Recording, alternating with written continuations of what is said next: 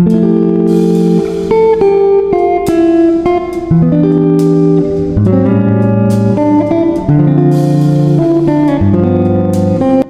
মোবারক। আজ 16 তারিখ রবিবার। ঈদের ব্লগটা শুরু করলাম ঈদের আগের দিন থেকে। সকালবেলা চলে গিয়েছিলাম কিছু শেষ মুহূর্তের কেনাকাটার জন্য। আর বাইরে এত গরম ছিল ওদিন, এত একটা সানি ডে ছিল। যাই হোক, আমরা আস্তে আস্তে চলে গেলাম আমাদের পাশেরই একটা মার্কেটে সারার জন্য একটা শু নেওয়ার জন্য। এখানে বিভিন্ন রকমের শু ছিল, শু দেখছিলাম। আর সারা পছন্দ করতে পারছিল না, পিঙ্ক নেবে না সাদা নেবে, আবার সাইজেরও একটা ব্যাপার থাকে। তো এখানে সে কয়েকটা ট্রাই করছিল। তারপর আমরা একটু খুব আর্লি গিয়েছিলাম, তো তাই সবগুলো দোকানও ওভাবে ওপেন হয়েছিল না। আমি সামনের কিছু দোকানও সারাকে দেখাচ্ছিলাম, বাট ওই দোকানটা এখনও মানে পুরোপুরি ওপেন করেনি।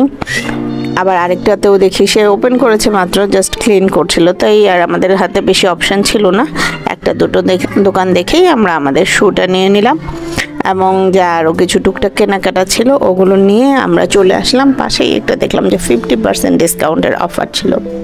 সো এই অফারটা নেওয়ার জন্য আমরা মা মেয়ে চলে আসলাম। অফার দেখলে তো আর মানে না নিয়ে আর উপায় থাকে না।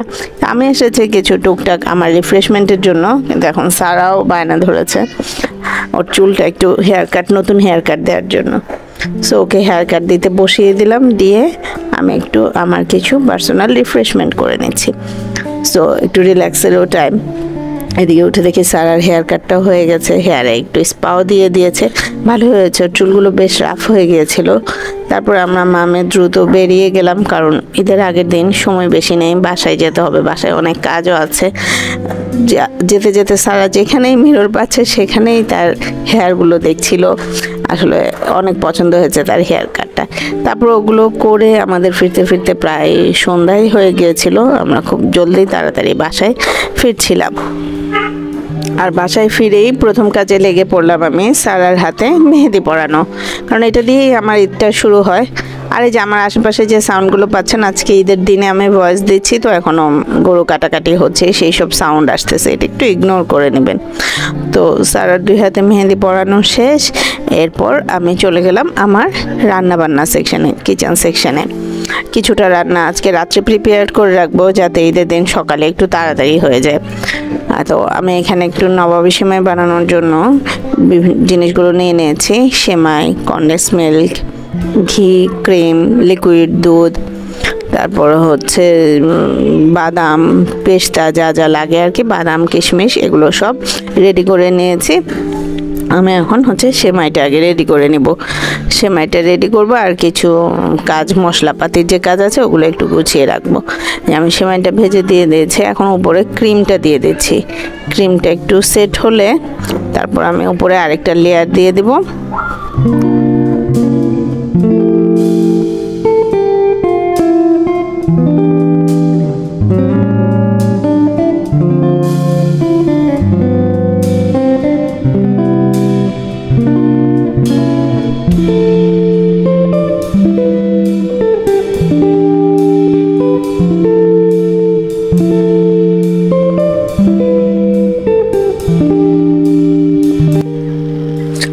সেমাই লেয়ারিং করে বাদাম ছড়িয়ে দিলাম। আমার সেমাইটা রেডি হয়ে গেছে। এখন এটা ফ্রিজে রেখে দেবো। রেখে আজকে এই পর্যন্তই। এখন চলে যাবো একটু ঘুমাতে। এটা হচ্ছে পরের দিন সকালে আমি আগে লাচ্ছা সেমাইটা করে নিয়েছি। লাচ্ছা সেমাইটা অল্প করেই করি, কারণ এটা সবাই খায় না আমাদের বাসায়। আর সারার জন্য একটু রোস্ট রান্না করে নেব। রোস্টটা বসিয়ে দিয়ে এখানে চলে আসলাম সারাকে রেডি করানোর জন্য। তার কাপড়গুলো বের করে দিচ্ছি, তার যে জিনিস অ্যাক্সেসরিজ এগুলো সব বের করে দিচ্ছি, কারণ সে রেডি হবে এখন। তাই আগে তারগুলো আমি রাতে রেডি করে রেখেছিলাম, কিন্তু বাইরে বের করে রাখিনি, আর সব বের করে দিলাম। তারপর কিচেনে আবার চলে আসলাম। এই ফাঁকে আমার রোস্টটাও রান্না হয়ে গেছে, আর একটু পোলাও করে নিয়েছি, যে কারণ মাংস আসতে আসতে তো একটু লেটই হবে, সারা এই ফাঁকে খাবার যাবে। তো এই কারণে আগে আমি পোলাওটা আর চিকেনটা করে নিয়েছি, যাতে ওকে আমি খাবারটা দিতে পারি। এদিকে সারাও রেডি হচ্ছে আর এদিকে আমার পোলাওটাও রেডি হয়ে গেছে। আমি পোলাওর উপরে এইভাবে হচ্ছে পাউডার দুধ, মিল্ক আর হচ্ছে চিনি দিয়ে বেরেস্তাটা এইভাবে দিই, আমার কাছে খুব ভালো লাগে আর ফ্লেভারটাও খুব ভালো আসে। এটা আমাদের বাসায় সবাই খুব পছন্দ করে। আমার রান্নাও শেষ, এদিকে সারাকে রেডি করতে চলে আসলাম। এসে দেখি সে নিজেই মোটামুটি অনেকখানি রেডি হয়ে গেছে। তারপর আমি একটু চুলটা ঠিক করে দিচ্ছি, বাকি সব ঠিক করে দিচ্ছি। সে নিজেই তার সব কিছু পরে নিচ্ছে।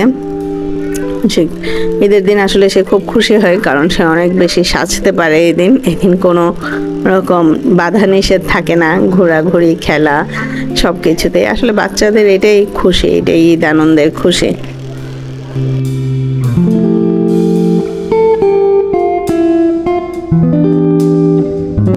সারা রেডি হয়ে গেল আর এফাকে ওকে একটু খাবার দিয়ে দিলাম। ও আগে একটু খেয়ে তার তো ঘোরাঘুরি শুরু হয়ে যাবে, সো তাকে খাবারটা পরিবেশন করে দিলাম। সে খেতে খেতে দেখে এফাকে কিছুটা মাংস নিয়ে এসছে, বললো যে মাংসটা আগে বসিয়ে দাও।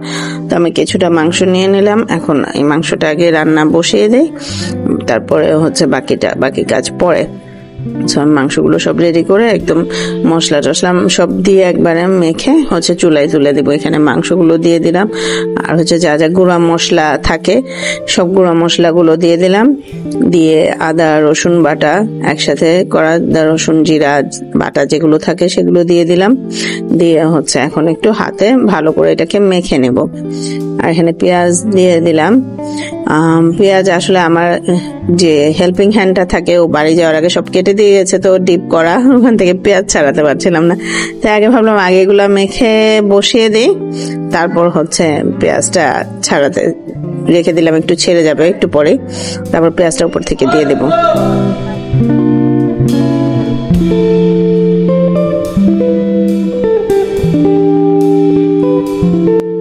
যে উপর থেকে পরে বাকি পেঁয়াজটা দিয়ে দিয়েছিলাম, দিয়ে মাংসটা বসিয়ে দিয়েছি। মাংসটা আসলে কুরবানির যে মাংস ওটাতে কিন্তু খুব বেশি কিছু করাই লাগে না, জাস্ট আপনি শুধু সাধারণ মশলাগুলো দিয়ে মেখে চুলায় বসিয়ে দেবেন, খুব সুন্দর হয়ে যাবে। মাংসটাও রান্না হচ্ছে, ফাঁকে সারা এসে বললো একটু মিষ্টি খাবে, তাই বললাম যে আচ্ছা চলো মা মেয়ে দুজনে মিলে একটু মিষ্টি খাই। এখানে একটু সেমাই গুলো বের করে নিলাম, যে চলো দুজনে মিলে হচ্ছে কিছুটা মিষ্টি খাই, তারপর হচ্ছে আম্মু বাকি কাজ করব। ওদিকে আমার মাংসটাও প্রায় রান্না হয়ে এসছে, মাংসটা একদম সুন্দর রং এসছে।